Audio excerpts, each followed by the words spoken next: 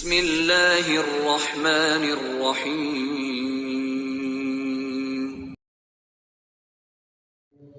Bismillahirrahmanirrahim. Assalamualaikum warahmatullahi wabarakatuh.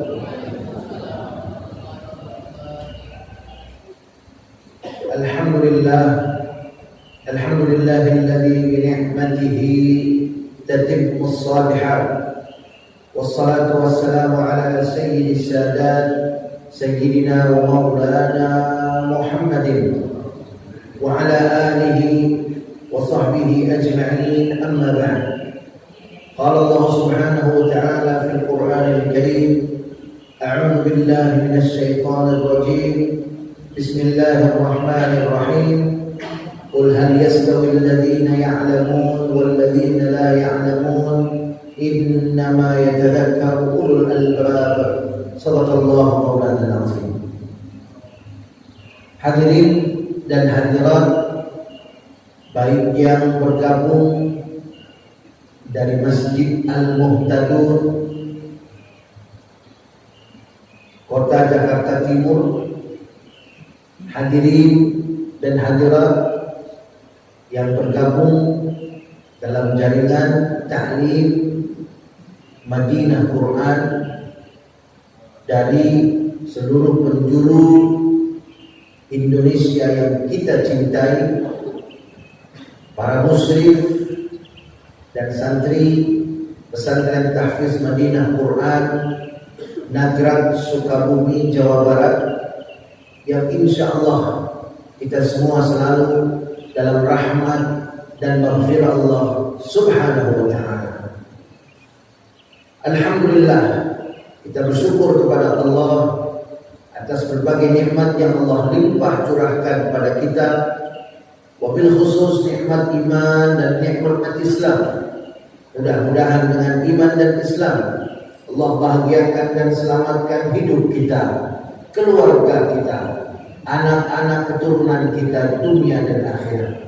Mudah-mudahan dengan iman dan Islam kelak Allah subhanahu wa ta'ala anugerahkan kepada kita husnul khatimah, dan mudah-mudahan dengan iman dan Islam kalau Allah subhanahu wa ta'ala pertemukan kita dengan kekasih hati kita, Nabi besar Muhammad sallallahu alaihi wasallam, meraih syafaat beliau, berkumpul bersama orang-orang yang saleh di dalam surganya Allah subhanahu wa ta'ala. Amin, amin, amin, ya Allah, ya Rabbal alamin.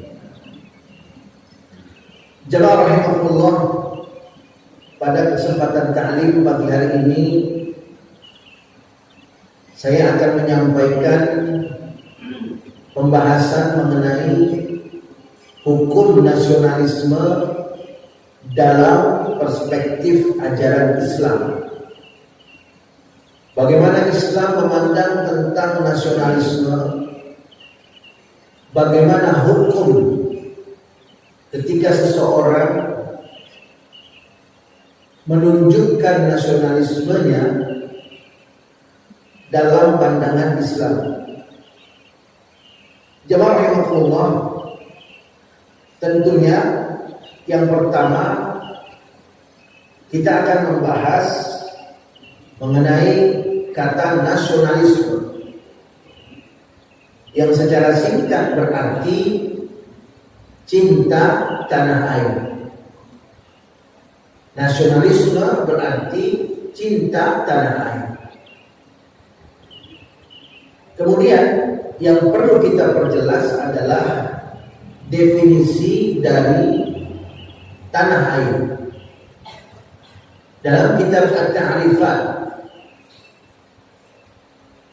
karya Imam Al-Jurjani disebutkan bahwa al-watanul asli huwa, yang disebut dengan asal tanah kelahiran, asal tanah air adalah maulidul insan, tempat lahirnya seseorang. Jadi kalau kita lahir di Indonesia, maka tanah air kita adalah Indonesia. Namun dalam definisi tanah air asli yang disebutkan oleh Imam Al-Jurjani ini, ditambahkan lagi definisi yang lain, yaitu wal mawtin alladhi yaskunu fihi, dan tempat di mana seseorang tinggal. Jadi bisa jadi masuk dalam pengertian kalau ada seseorang yang lahirnya di Indonesia, lalu kemudian lama tinggal umpamanya di Mesir, maka tanah air pertamanya adalah Indonesia dan tanah air keduanya adalah Mesir. Karena pengertian tanah air itu bukan hanya tempat lahir, tetapi tempat di mana seseorang tinggal dan menetap. Sehingga jamaah rahimahullah, menurut definisi ini, tanah air kita adalah tanah air tempat kita lahir dan tanah air tempat kita tinggal. Jadi untuk kita, tanah air kita adalah Indonesia, dan kemudian tempat lahir kita di Indonesia, dan kemudian kita tinggal juga menetap di Indonesia. Namun jamaah rahimahullah, di samping definisi tentang tanah air yang lebih bersifat teritorial, yang lebih bersifat fisik, ada batas-batas teritorial di mana dia tinggal dan di mana dia lahir. Ada pengertian lain yang diajukan oleh para ulama, yaitu disebut dengan al-watanul iman, tanah air keimanan. Tanah air keimanan tidak dibatasi oleh batas-batas wilayah atau teritorial. Tanah air keimanan adalah seluruh tempat di penjuru muka bumi di mana terdapat umat Islam, di mana terdapat orang yang mengikrarkan, meyakini kalimat tauhid la ilaha illallah Muhammadur Rasulullah sallallahu alaihi wasallam. Sehingga jamaah rahimahullah, bagi seorang muslim, dimanapun ada orang muslim lainnya, maka itu adalah tanah airnya juga.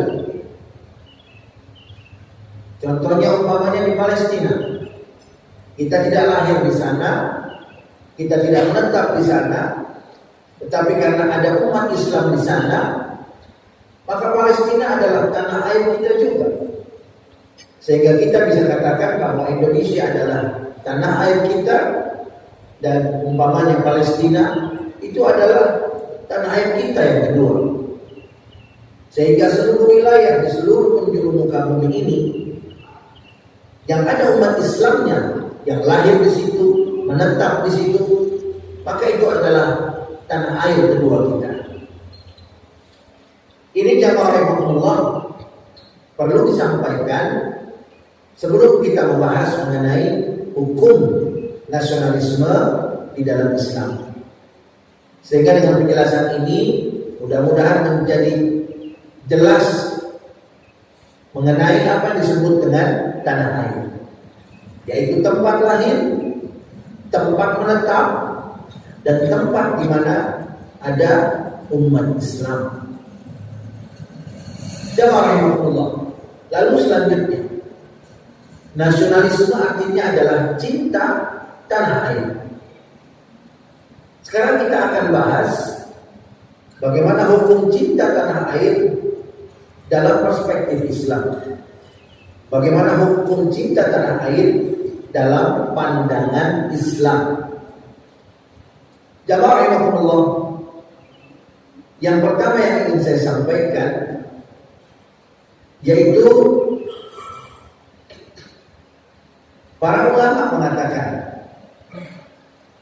bahwa hubbul bilad allati wulidu fiha wa 'ashu 'ala tharaha wa akalu min khairatillah fiha wa min athmanil asya'i 'inda ahli fitratis salimah. Mencintai negeri di mana mereka atau kita dilahirkan, di mana mereka atau kita hidup di atas tanahnya, di mana mereka atau kita memakan segala bentuk kebaikan yang Allah berikan di dalamnya, merupakan hal yang paling berharga bagi seseorang yang fitrahnya baik, bagi seseorang yang fitrahnya bersih, bagi seseorang yang fitrahnya utuh. Jadi bisa kita simpulkan jamaah rahimakumullah bahwa mencintai negeri tempat kita lahir, mencintai negeri tempat kita menetap, mencintai negeri tempat kita mencari kehidupan, menikmati berbagai anugerah Allah Subhanahu wa taala.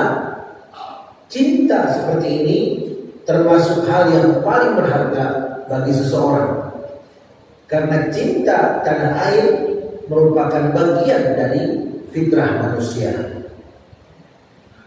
Jamaah rahimahullah, di dalam Al-Quran Allah Subhanahu wa taala berfirman, a'udzu billahi minasyaitonir rajim, walau anna katabna 'alaihim an iqtulu anfusakum aw ikhruju min diyarikum ma fa'aluhu illa qalilun minhum. Dalam surah An-Nisa ayat 66 Allah berfirman, kalau seandainya kami perintahkan kepada mereka agar mereka membunuh diri mereka sendiri, atau mereka tinggalkan kampung halaman mereka, niscaya mereka tidak akan melakukannya kecuali hanya segelintir orang. Jamaah rahimahullah, dalam ayat ini Allah Subhanahu wa taala menggambarkan bagaimana karakter asli setiap manusia, bagaimana fitrah setiap manusia yang pasti akan menjaga nyawanya, pasti akan menjaga jiwanya, dan kemudian jamaah rahimahullah pasti tidak akan mau begitu saja untuk pergi meninggalkan tanah airnya, kecuali hanya segelintir orang. Nah, dalam surah An-Nisa ayat 66 ini jamaah rahimahullah, kita bisa melihat bagaimana Allah Subhanahu wa taala menegaskan bahwa cinta tanah air itu adalah bagian dari fitrah yang Allah tanamkan dalam jiwa setiap manusia. Sehingga jamaah rahimahullah, dari sini kita bisa memberikan kesimpulan bahwa cinta tanah air itu adalah bagian dari fitrah manusia. Jamaah rahimahullah, bahkan Ibnu Arabi ketika menceritakan tentang perjuangan Nabi Musa alaihissalam, wa fi ruju'i ila al-awqan tuftahu al-a'wad wa turtakabu al-akhtar wa tu'allal al-khawatir.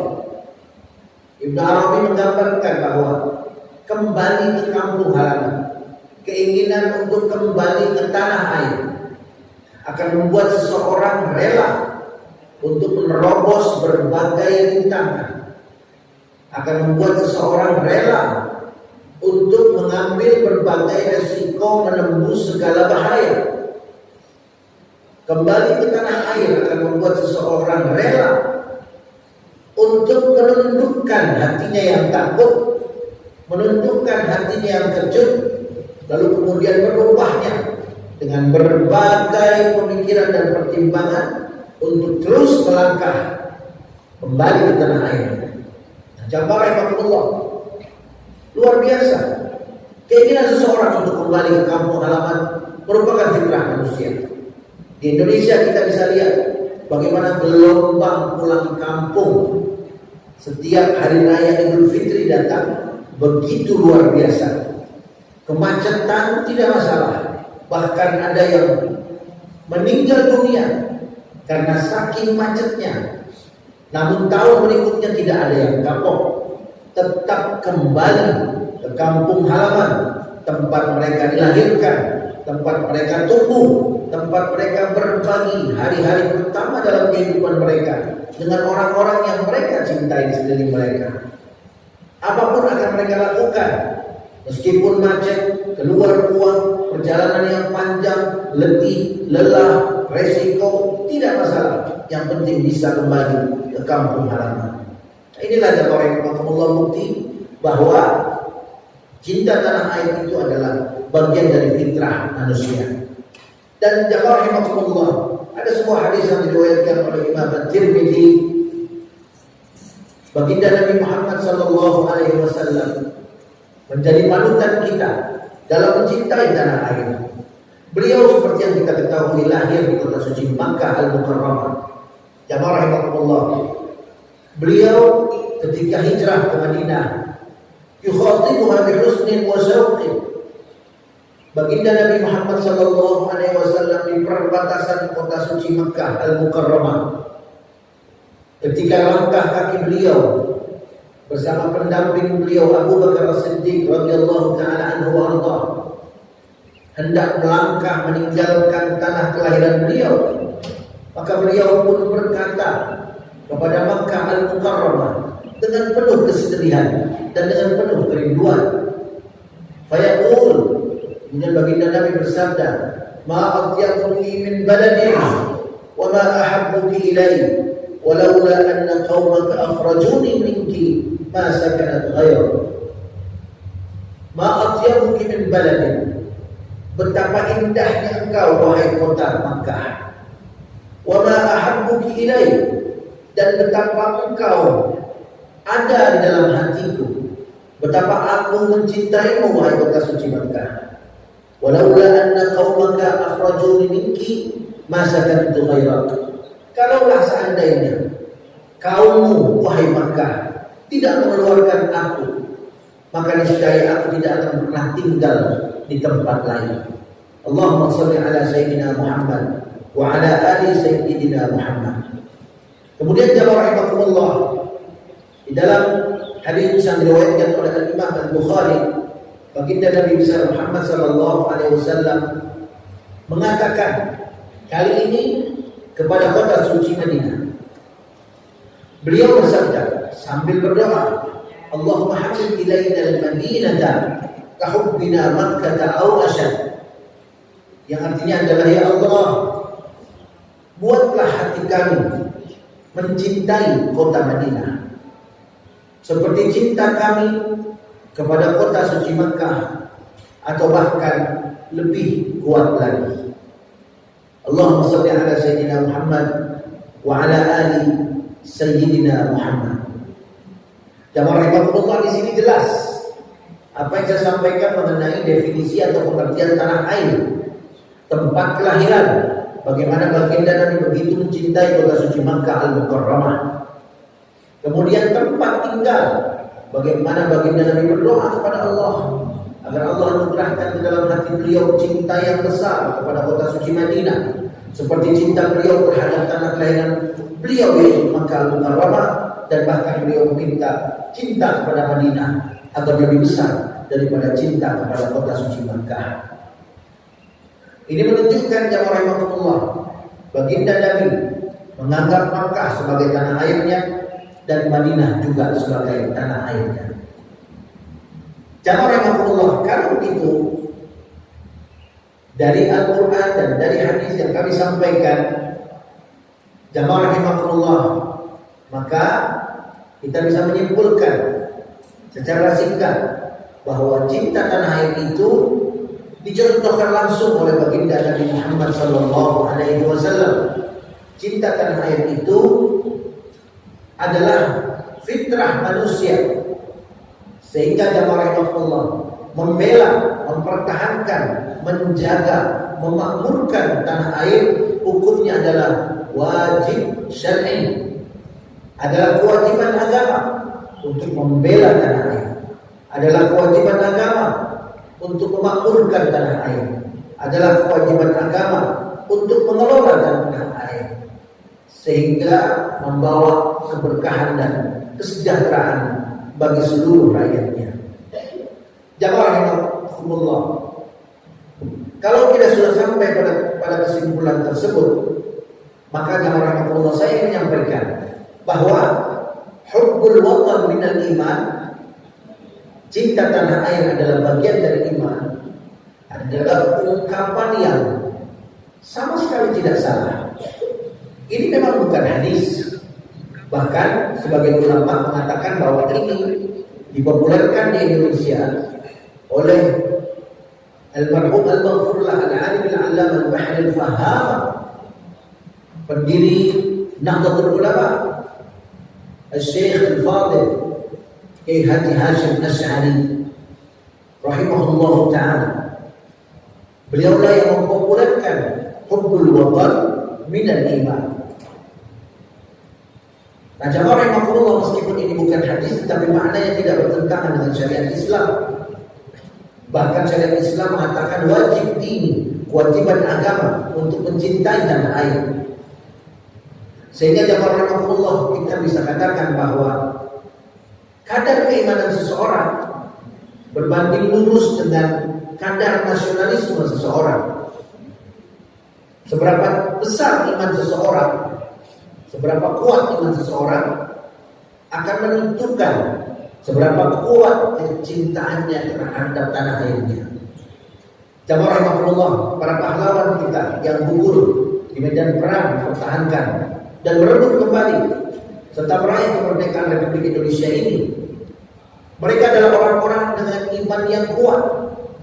Mereka rela mengorbankan nyawa, mereka rela menumpahkan darah,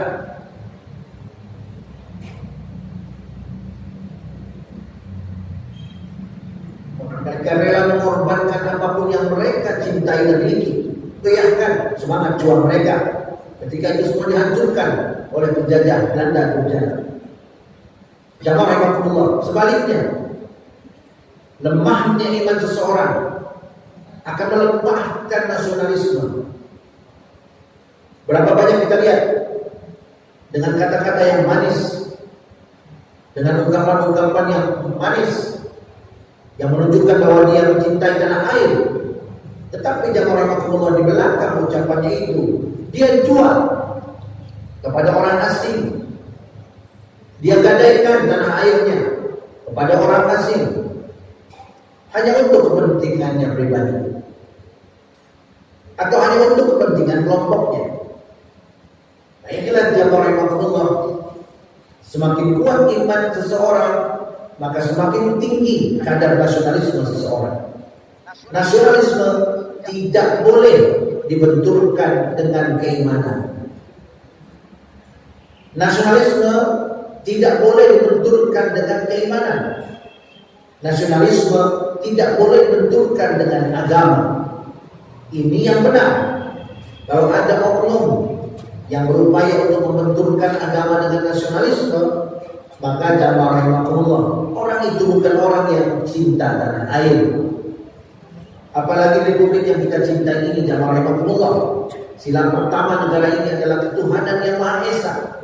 Dan kalau kita bahas bagaimana penjabarannya, pengamalan sila pertama ini, maka kita akan dapati bahwa salah satu bentuk pengamalan real daripada sila pertama ketuhanan yang Maha Esa adalah bahwa negara menjamin kebebasan setiap warga negaranya untuk mengamalkan agamanya sesuai dengan keyakinannya, untuk beribadah sesuai dengan tuntunan dan ajaran agamanya. Jamaah rahimakumullah, lagi-lagi saya ingin mengulang kembali bahwa apa yang terjadi menjelang hari kemerdekaan Republik Indonesia tahun ini, di mana 18 putri terbaik bangsa ini yang dipilih untuk mengibarkan bendera pusaka yang dijaga agar tetap berkibar dengan pengorbanan para pejuang dan pahlawan Indonesia, dijaga dengan nyawa mereka, dijaga dengan darah mereka, dijaga dengan air mata mereka. Namun jamaah rahimakumullah, ada saja seolah tidak tenang kalau tidak mengusik umat Islam. Akhirnya 18 putri terbaik kemudian melepaskan jilbabnya. Dan kita bersyukur bahwa ternyata itu semua di rumah. Kita bersyukur bahwa ternyata mereka tetap diizinkan untuk memakai jilbab, bahkan pada saat pengibaran bendera pusaka, pada saat hari kemerdekaan, hari di mana kita mensyukuri nikmat Allah Subhanahu wa taala yang mewajibkan jilbab agar dipakai oleh setiap muslimah. Namun yang harus kita waspadai, jemaah rahimakumullah, ini merupakan indikasi bahwa di negeri kita ini masih saja ada orang-orang yang membenci Islam. Dan yang ironis sekali, jemaah rahimakumullah, yang membenci ajaran Islam itu bukan orang di luar Islam. Justru ada sebagian umat Islam sendiri yang tidak suka dengan syariatnya. Bahkan jamaah rahimakumullah tidak tanggung-tanggung, yang tidak suka terkadang memiliki gelar yang begitu panjang, profesor, doktor,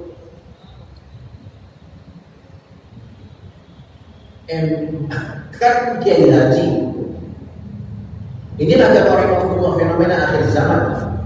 Semakin banyak titel seseorang tidak menjamin bahwa ilmunya itu akan membuat dia mengamalkan apa yang dia ketahui sesuai dengan keimanannya kepada Allah Subhanahu wa taala. Kita banyak mendengar kontroversi. Contohnya jamaah rahimakumullah, dari seseorang yang barangkali diklaim sebagai orang yang paling paham tentang Pancasila. Namun sayangnya dia mengatakan bahwa musuh terbesar Pancasila adalah agama. Kemudian dari mulut yang sama keluar ungkapan jamaah rahimakumullah bahwa konstitusi di atas kitab suci.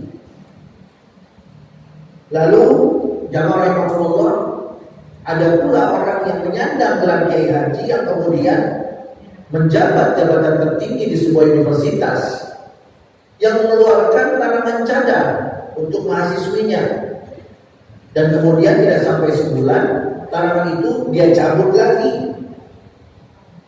Nah, jamaah rahimakumullah, seorang pemimpin seharusnya bisa menjaga lidahnya, karena dalam hadis sahih baginda Nabi bersabda, al-muslim man salima al-muslimuna min lisanihi wa yadihi. Muslim sejati, muslim yang sebenar-benarnya, bukan seorang munafik, bukan seorang yang berpura-pura, bukan seorang yang hatinya mendua. Muslim sejati adalah muslim yang orang lain selamat dari lidah dan tangannya. Jamaah rahimakumullah, barangkali ketika muncul kontroversi, lalu kemudian ada yang membela bahwa kita yang tidak paham, bahwa masyarakat yang salah paham, bahwa masyarakat yang salah menafsirkan, maksudnya bukan itu, maksudnya ini, maksudnya bukan begitu, maksudnya begini. Namun ketika itu diucapkan oleh seorang public figure yang kemudian memegang amanah jabatan masyarakat, jabatan publik, semestinya tidak mengeluarkan statement-statement yang menimbulkan kontroversi dan keresahan di tengah-tengah masyarakat. Saya ingin mengambil contoh bagaimana pemimpin di masa keemasan umat Islam itu begitu tegas kepada orang-orang yang lidahnya kerap mengeluarkan kontroversi. Jamaah rahimakumullah, Al-Hallaj dalam sejarah Islam disebut sebagai seorang ulama ahli tasawuf. Namun beliau mempelajari tasawuf dan bercampur dengan filsafat. Jamaah rahimakumullah, dalam pengalaman tasawufnya, beliau merasakan kedekatan yang begitu dekat dengan Allah. Dan ini adalah sesuatu yang baik dan istimewa. Beliau merasakan sesuatu yang sangat-sangat indah ketika dia nyaris tidak berjarak dengan Allah Subhanahu wa taala dalam tasawufnya. Karena itu kita tidak boleh sembarangan mengikuti aliran tasawuf. Yang kita ikuti adalah tasawuf Ahlus Sunnah wal Jamaah, seperti yang diajarkan oleh Al-Imam Al-Junaid dan Al-Imam Abu Hamid Al-Ghazali umpamanya. Sampai akhirnya Al-Hallaj ini mengatakan, "Anal haq," akulah kebenaran. Akulah Allah, Subhani, Maha Suci aku. Nah, jamaah rahmatullah. Lalu kemudian dipanggillah Hallaj ini karena dia menyebarkan ajarannya kepada masyarakat awam, sehingga muncullah kegaduhan. Anal haq, bahwa Al-Hallaj mengaku sebagai Tuhan. Lalu kemudian para ulama meminta agar Al-Hallaj ini bertaubat. Namun Al-Hallaj tidak bersedia untuk menarik ucapannya. Dia tetap mengatakan anal haq, aku adalah kebenaran mutlak, aku adalah Allah. Lalu akhirnya tabarakallah, Al-Hallaj pun dieksekusi. Dalam satu riwayat digantung, dan dalam satu riwayat dipenggal batang lehernya. Karena telah membuat kegaduhan di tengah-tengah umat Islam. Dan ketika diminta untuk bertaubat, dia tidak mau bertaubat, bahkan tidak mau meminta maaf. Kemudian jamaah rahimahullah, ternyata bukan hanya itu. Di Indonesia kita kenal Syekh Siti Jenar atau Syekh Rumah Abang, yang kemudian juga menyampaikan ajaran Al-Hallaj, di mana ajaran Syekh Siti Jenar adalah panteisme, peleburan manusia dalam zat Allah Subhanahu wa taala. Artinya dia merasakan bahwa manusia ini tidak ada apa-apanya, yang mutlak hanya Allah. Dia merasa bahwa dirinya itu sirna dan lebur, kemudian yang ada hanya zat Allah Subhanahu wa taala. Sehingga ketika dia mengatakan anallah, saya adalah Allah, sebetulnya dia tidak merujuk kepada dirinya, tetapi dia merujuk kepada zat yang maha mutlak, yaitu Allah Subhanahu wa taala. Tentunya bagi masyarakat awam hal ini membingungkan. Meskipun dalam tataran akademis Al-Imam Abu Hamid Al-Ghazali sendiri mengatakan apa yang disampaikan Al-Hallaj itu benar untuk ukuran dia, karena dia yang merasakan bahwa dia itu begitu dekat dengan Allah. Tetapi begitu hal ini diajarkan kepada masyarakat, maka kata Abu Hamid Al-Ghazali, dia layak untuk dihukum mati. Nah, jamaah rahimahullah, hal-hal seperti ini seharusnya tidak lagi terjadi di bumi Indonesia. Kalau kita betul-betul merdeka, maka hal-hal seperti ini tidak akan terjadi. Dan tidak akan ada oknum-oknum yang membuat peraturan, yang membuat aturan, sehingga 18 putri terbaik negeri ini harus membuka jilbab, meskipun katanya sukarela, disodorkan surat pernyataan dan lain-lain sebagainya. Saya tidak peduli dengan permainan itu. Yang saya peduli adalah bahwa 18 putri terbaik kita ini, mereka lepas jilbabnya. Apapun yang dikatakan, itu semakin menunjukkan bahwa jamaah rahimahullah ada sesuatu di sebalik itu yang harus kita waspadai. Bagi saya pribadi, saya memiliki anak perempuan. Bagi saya pribadi, saya memiliki putri. Saya memiliki 3 orang putri. Kalaulah seandainya putri saya terpilih menjadi salah satu atau ketiga-tiganya menjadi pasukan pengibar bendera pusaka di Istana Negara, di hadapan Presiden, di hadapan Ketua BPIP, di hadapan Ketua MPR, di hadapan Ketua DPR, kalau aturannya melepas jilbab, saya tidak akan peduli. Detik itu pula saya akan suruh putri-putri saya untuk pulang ke rumah. Jamaah rahimahullah, sangat sedih melihat anak-anak perempuan itu melepas jilbab mereka. Bagi saya sebagai ayah, kalau itu terjadi pada putri saya, itu berarti telah merusak akidahnya. Itu berarti telah merusak pemahamannya. Itu berarti telah merusak Islamnya. Dan ironinya, ini dilakukan oleh oknum pejabat negara. Jamaah rahimahullah, karena itu jangan pernah berhenti berdoa agar negeri ini selalu dilindungi oleh Allah Subhanahu wa taala dari pejabat-pejabat durjana. Negeri ini membutuhkan pemimpin-pemimpin yang ikhlas, yang tulus, yang menghormati Pancasila, memahami Pancasila dengan sebenar-benarnya. Karena dengan hanya cara itu, negeri yang kaya raya ini akan diberkahi oleh Allah Subhanahu wa Ta'ala. Jamaah rahimakumullah, saya akhiri taklim pada pagi hari ini lebih singkat dari biasanya, karena di Masjid Al-Muhtadun pada pagi ini juga akan ada kegiatan di depan masjid. Maka jamaah rahimakumullah, saya akan tutup dengan mengingatkan, mengajak kembali kita agar kita betul-betul menjaga kemerdekaan, agar kita jangan sampai membenturkan cinta tanah air dengan agama. Bukan jilbab. Kalau tidak bukan jilbab, berarti tidak cinta tanah air. Ucapan macam apa itu hadirin sekalian? Tidak layak seperti itu. Dalam hal ini saya tidak akan lembut. Dalam hal ini saya tidak akan lemah. Saya akan bersikap tegas-tegasnya. Karena saya hidup di Indonesia dan saya memiliki anak-anak perempuan, putri-putri yang begitu saya cintai, setulus hati saya. Jamaah rahmatullah, perjuangan kemerdekaan saat ini masih terus berlanjut. Kita lihat di Palestina, jamaah rahmatullah, Gaza sudah luluh lantak sampai saat ini.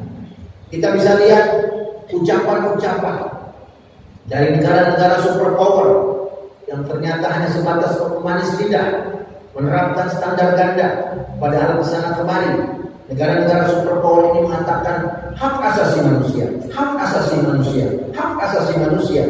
Yang sebetulnya hak asasi manusia itu baik, tetapi ternyata jamaah rahimakumullah, hak asasi manusia hanya berlaku untuk mereka. Hak asasi manusia bagi umat Islam tidak ada. Karena itu yakinlah dengan Al-Quran, walan tarda 'anka al-yahudu walan nasara hatta tattabi'a millatahum. Tidak akan ridha, kata Allah, Yahudi, Nasrani kepada kalian umat Islam sampai kalian mengikuti ajaran agama mereka. Tentunya ini tidak berlaku jamaah rahimakumullah dalam tataran interaksi sosial, muamalah. Dalam muamalah lain lagi jamaah rahimakumullah. Kita lihat bagaimana antara pemimpin negara superpower dengan rakyatnya tidak sejalan. Rakyatnya membela Palestina, menginginkan kemerdekaan Palestina, justru negaranya mensuplai senjata untuk membantai rakyat Palestina dan terus-menerus secara terang-terangan dan terbuka membela kekuatan Zionis yang biadab. Jamaah rahimakumullah, saya ingin sampaikan satu data bahwa di Gaza saat ini sudah ada 42 juta ton. Saya ulangi, 42 juta ton puing-puing bangunan yang hancur, dan tidak ada dalam sejarah peperangan seperti ini. 42 juta ton puing-puing rumah, puing-puing masjid, puing-puing sekolah, puing-puing panti asuhan, puing-puing rumah sakit yang menumpuk di Gaza, yang kalau akan dibersihkan, maka para ahli mengatakan kalau puing-puing itu diangkut dengan truk-truk berukuran besar, maka itu akan membuat konvoi truk yang mengangkut puing-puing di Gaza, di mana konvoi itu kepalanya ada di New York, sedangkan ekornya bisa mencapai Singapura. Bayangkan jamaah rahimakumullah, luar biasa kehancuran yang dilakukan oleh kekuatan Zionis. Namun jamaah rahimakumullah, kita doakan rakyat Palestina bisa kembali merebut kemerdekaannya, seperti mereka mendukung kita pada saat kita memproklamirkan kemerdekaan kita. Mudah-mudahan Allah Subhanahu wa Ta'ala menjaga Indonesia dari segala mara bahaya, dari segala ancaman zahiran wa batinan. Dan mudah-mudahan Allah Subhanahu wa Ta'ala memberkahi negeri ini, memberi hidayah kepada pemimpin-pemimpinnya, membuka keberkahan dari dalam buminya. Dan mudah-mudahan Allah Subhanahu wa Ta'ala memberkahi, menjaga, melindungi akidah iman Islam kita, keluarga dan bangsa Indonesia yang kita cintai. Bismillahirrahmanirrahim. Alhamdulillahirabbil alamin. Allahumma shalli ala sayyidina Muhammad wa ala ali sayyidina Muhammad. Allahumma la tada' lana fi majlisina hadza dhanban illa ghafartah. Ya Allah, ampuni dosa-dosa kami ya Allah yang hadir di majlis ini ya Allah. Wa la aiban illa satarta ya Allah, tutup aib-aib masa lalu kami dunia dan akhirat. Wa la maridan illa syafaita, yang sakit berikan kesembuhan. Wa la dainan illa qadaita, yang masih berhutang mampukan untuk melunasi hutang-hutangnya. Wa la hajatan min hawaijid dunya wal akhirah illa qadaitaha wa yassartaha ya Allah rabbal alamin. Kami memiliki rencana, mudahkan urusannya untuk kemaslahatannya dunia dan akhirat. Rabbana hab lana min azwajina wa dhurriyyatina qurrata a'yun waj'alna lil muttaqina imama. Ya Allah ya Rabbana, anugerahkan pada kami ya Allah pasangan hidup kami, anak-anak keturunan kami, jadikan mereka semua penyejuk mata kami dan jadikan kami pemimpin orang-orang yang bertakwa. Rabbana ighfir lana wa liwalidayna warhamhuma kama rabbayana shighara. Rabbana atina fid dunya hasanah wa fil akhirati hasanah wa qina adzaban nar. Allahumma ij'al Indonesia baladan aminah. Ya Allah, jadikanlah Indonesia negeri yang aman, muzdaharan, makmur dan maju ya Allah, mubarakan fiha, yang Engkau berkahi ya Allah ya Rabbal alamin. Allahumma ansur ikhwanana al-muslimin al-mujahidin al-mustad'afin fi Filistin. Allahumma ansurhum nasran azizan mu'azzara ya Allah ya Rabbal alamin. Allahumma dammir al-yahud was-sahayna a'daka a'dad-din. Allahumma a'idil masjid al-aqsa ila rihal muslimin. Sallallahu ala sayyidina Maulana Muhammadin wa ala alihi wa sahbihi wa sallam. Walhamdulillahi rabbil alamin. Kita tutup dengan doa kafaratul majlis. Subhanakallahumma wa bihamdika asyhadu an la ilaha illa anta astaghfiruka wa atubu ilaik.